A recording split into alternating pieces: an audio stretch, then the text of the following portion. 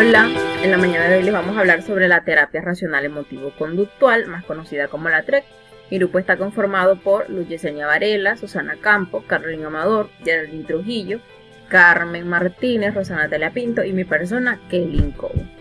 Esta terapia fue propuesta por el psicólogo americano muy reconocido Albert Ellis, el cual nació el 27 de septiembre del 1913 en Pensilvania. En 1957, este psicólogo presentó un modelo de intervención psicoterapéutica, el cual nombró o llamó la terapia racional emotivo-conductual. En esta lo que busca es ayudar a los pacientes a superar las creencias irracionales y las expectativas poco realistas.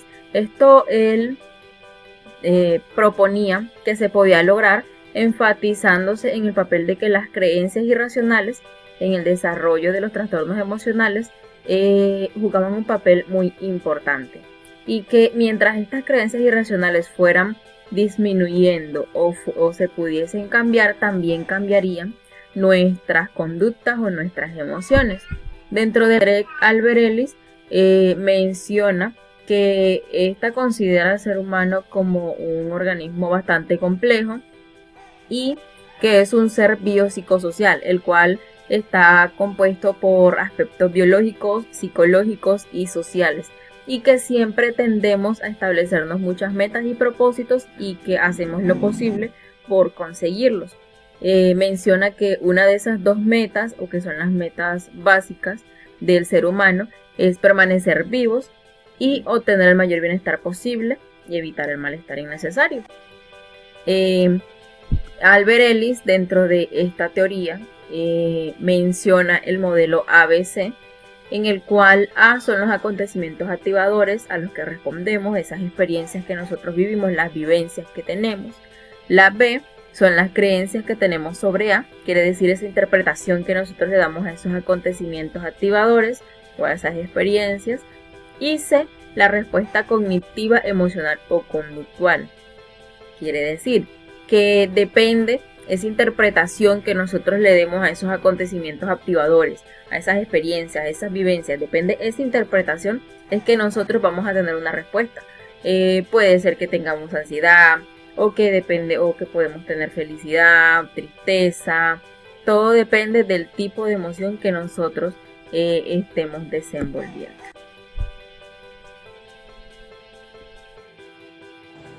La idea central de la teoría de la TREC, esta se centra en el cambio de patrones de pensamientos irracionales que interfieren en la vida del paciente y en el bienestar psicológico.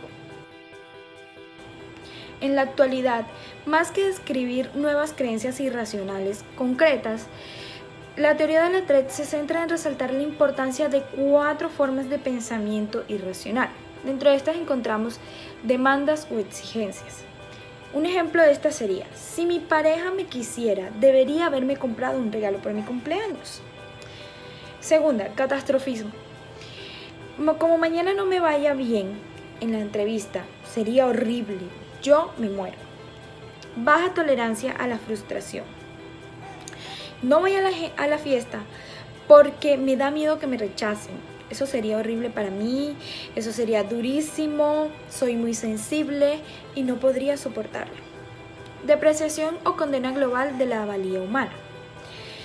Un ejemplo sería: se me ha quemado la comida, soy un inútil, no sirvo para nada, todo me sale mal.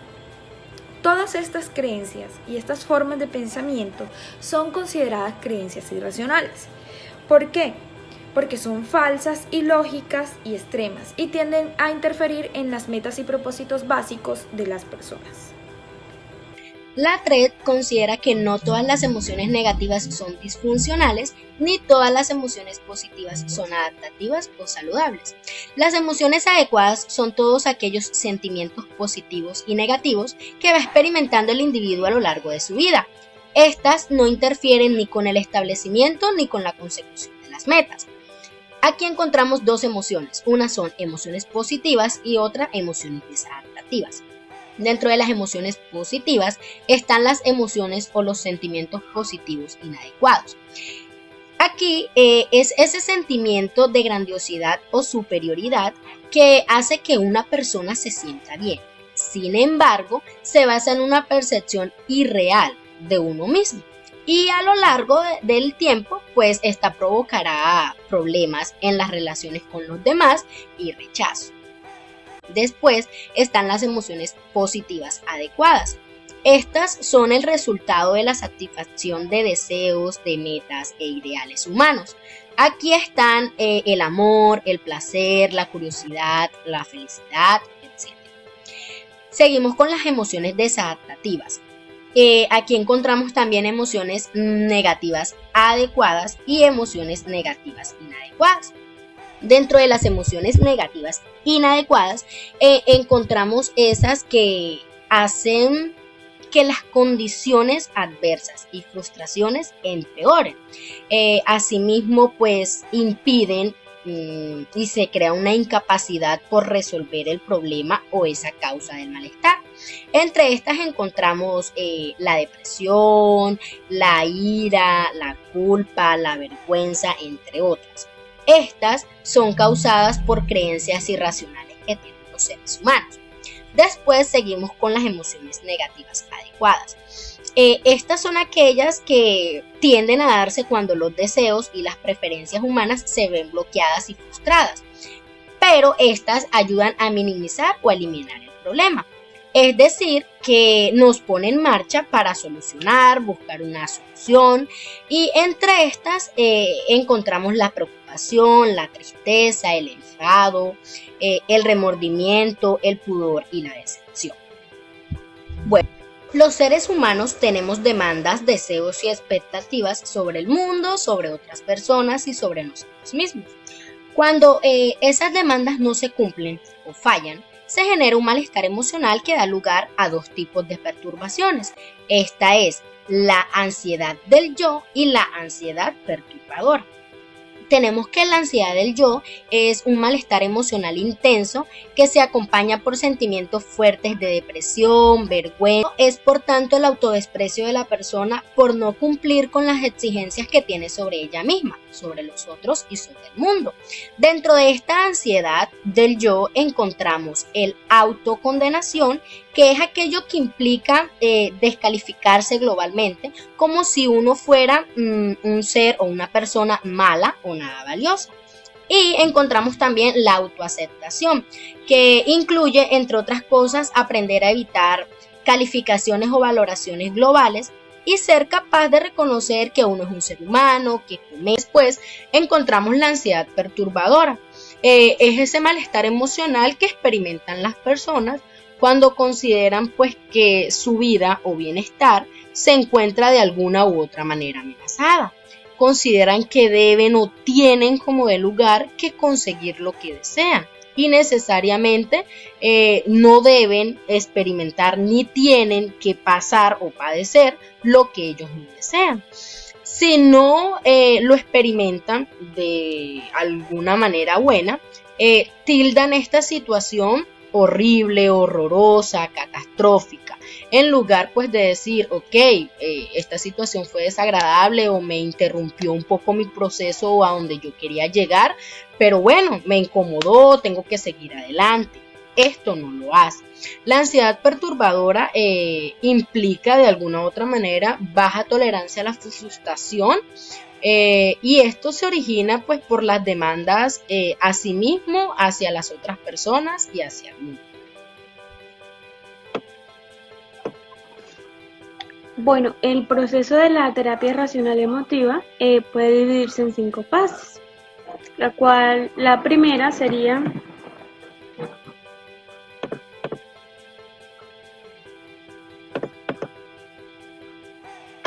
la evaluación psicopatológica. Esta se utiliza en casos especiales cuando las personas tienen un trastorno emocional relevante y se deben tener en cuenta varias estrategias diagnósticas. Bueno,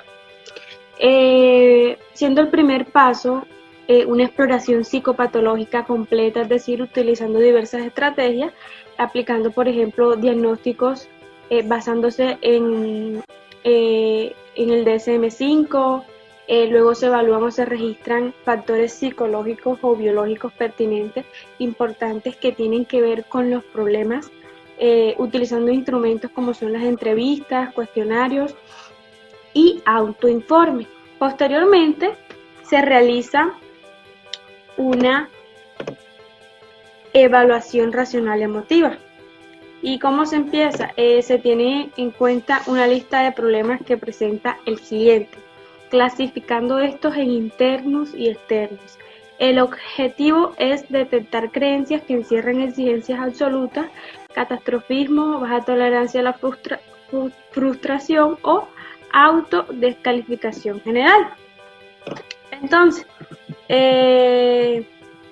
en los clientes que no presentan un trastorno psicológico clínicamente significativo, esta evaluación racional se realiza directamente, omitiendo el paso anterior, que es la evaluación psicopatológica. Entonces, esta se inicia realizando una lista, como le dije, con los problemas que presenta el cliente, que tienen una clasificación.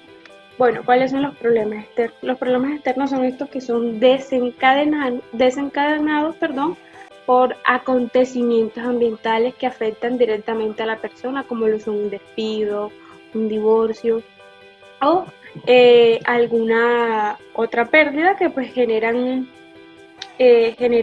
reacciones emocionales fuertes o unas conductas disfuncionales.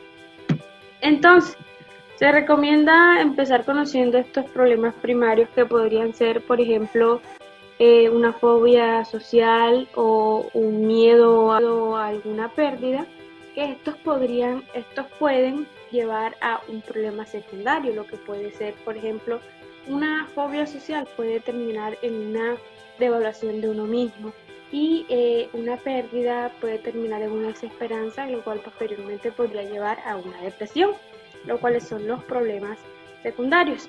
Entonces, a continuación, después de esta lista se fijan unas metas teniendo en cuenta los problemas secundarios, problemas primarios y los problemas externos. Después de esto se fijan metas conociendo pues el modelo teórico de la TREC, y después de esta evaluación racional se procede a explicar los 3 insights que se deben alcanzar para llevar a cabo este proceso. Entonces, ¿cuáles son estos? Bueno, el primero, la situación no son responsables del malestar emocional, sino las creencias irracionales, es decir, los acontecimientos por los que pasa el individuo o el cliente no son los responsables de este malestar emocional que acarrea la persona, sino las creencias irracionales, lo que esta persona piensa acerca de esto que le sucedió. Entonces, si se cambia ese contenido de pensamientos irracionales, también cambiará el problema emocional, las respuestas emocionales que tiene la persona respecto a este acontecimiento, que no son causadas directamente por él, sino por las ideas que la persona se hace de esto. Entonces, el deseo de cambio de creencias irracionales no es suficiente. Es necesario trabajar duramente y de forma constante. Obviamente, esta reestructuración cognitiva, este proceso de cambiar estas creencias irracionales no es de un día para otro.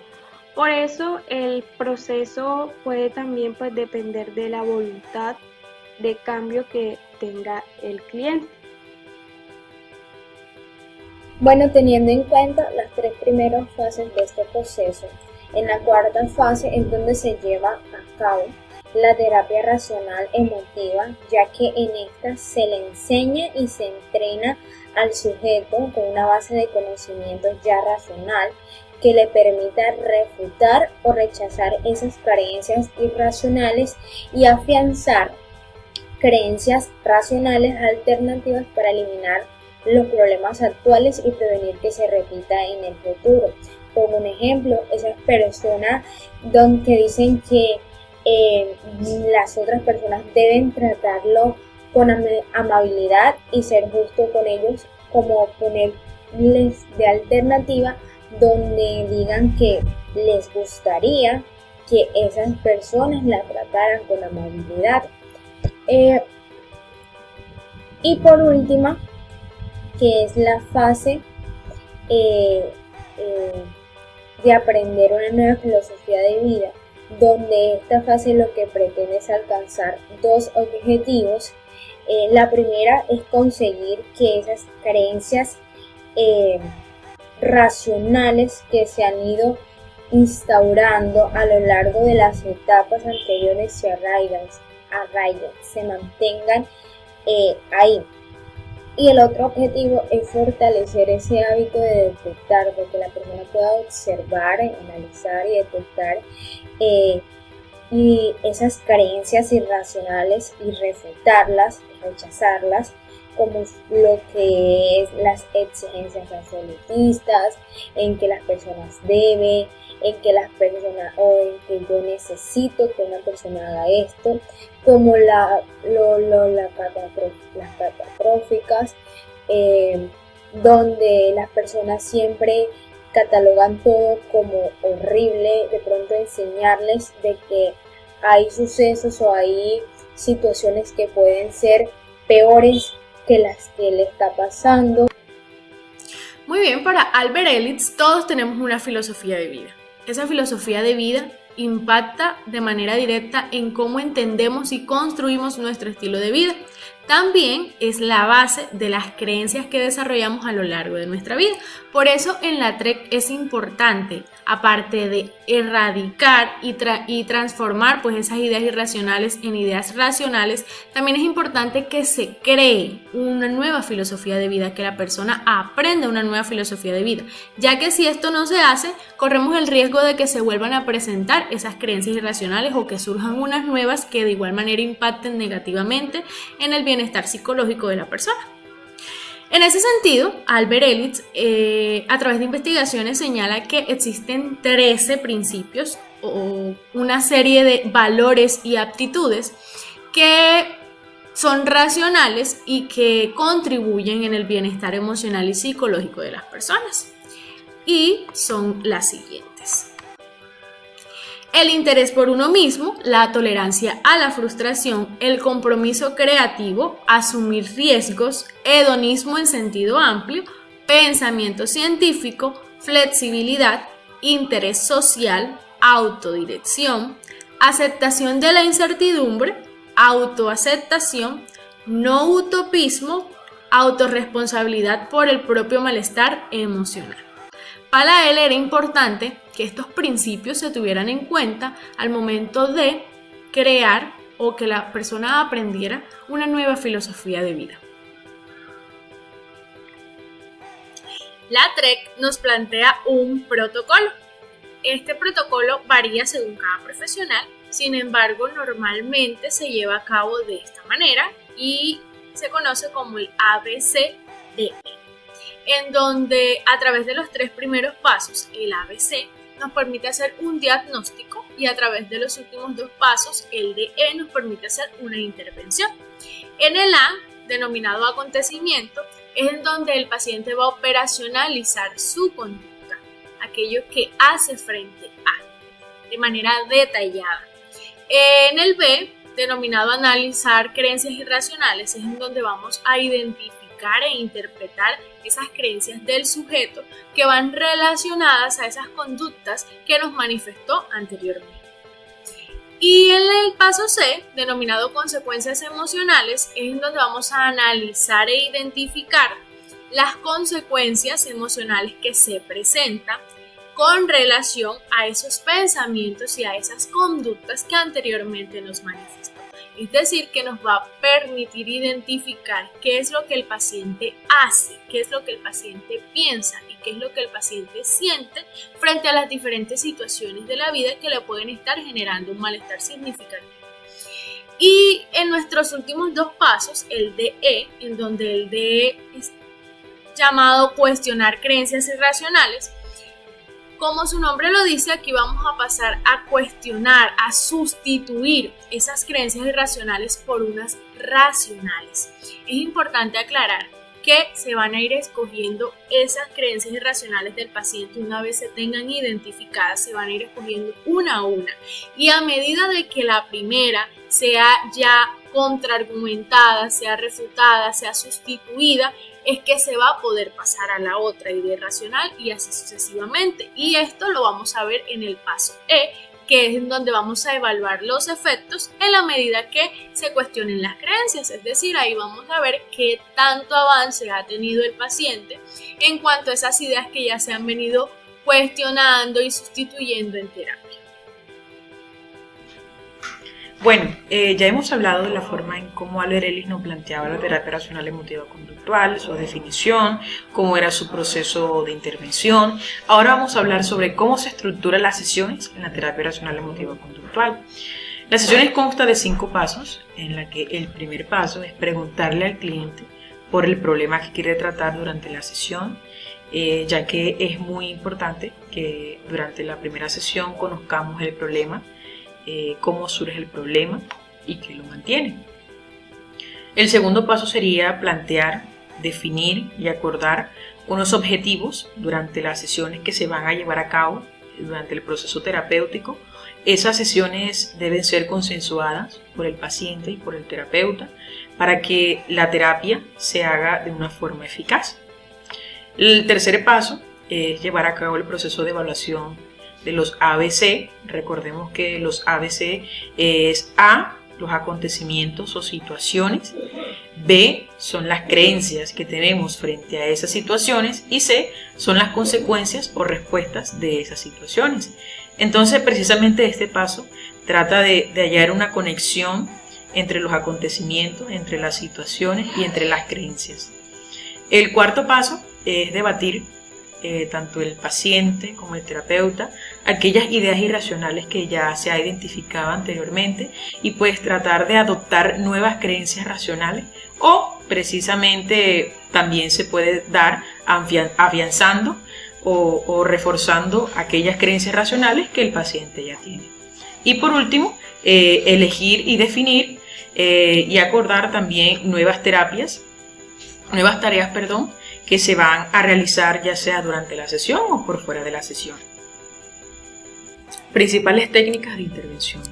Albert Ellis mencionaba unas técnicas que son parte fundamental de la TREC y que gracias a ellas la TREC también puede utilizar otro tipo de estrategias, y pues precisamente nos dice que la TREC es de corte cognitivo-conductual. Sí, está bien, pero que también es ecléctica, ya que se puede utilizar diferentes estrategias, se puede intervenir de diferentes formas utilizando otras técnicas. Por ejemplo, él enfatizó 3 técnicas que se pueden utilizar dentro de la TREC. Por ejemplo, las técnicas cognitivas. Está la técnica de discusión. Dentro de la técnica de discusión está análisis y evaluación lógica, reducción al absurdo, análisis y evaluación empírica, contradicción con el valor apreciado, apelar a consecuencias negativas, apelar a consecuencias positivas, entrenamiento de autoinstrucciones y distracción cognitiva. Otra de las técnicas que nos planteaba Albert Ellis es las técnicas conductuales, que en esta hace parte el ensayo de conducta, la inversión del rol racional, refuerzo y castigo, entrenamiento en habilidades sociales y entrenamiento en solución de problemas. Además, también enfatizaba las técnicas emotivas, que dentro de estas técnicas emotivas está la imaginación racional emotiva y técnicas humorísticas. Bueno, con esto terminamos nuestra presentación. Acá se les deja la referencia bibliográfica para el que esté interesado en profundizar, para que esté interesado en conocer a profundidad sobre esta técnica tan importante que uno como psicólogo cognitivo-conductual debe manejar y debe aplicar.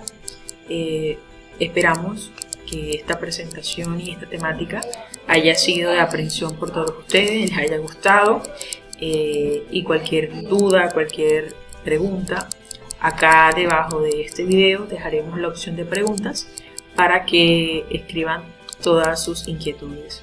Muchísimas gracias.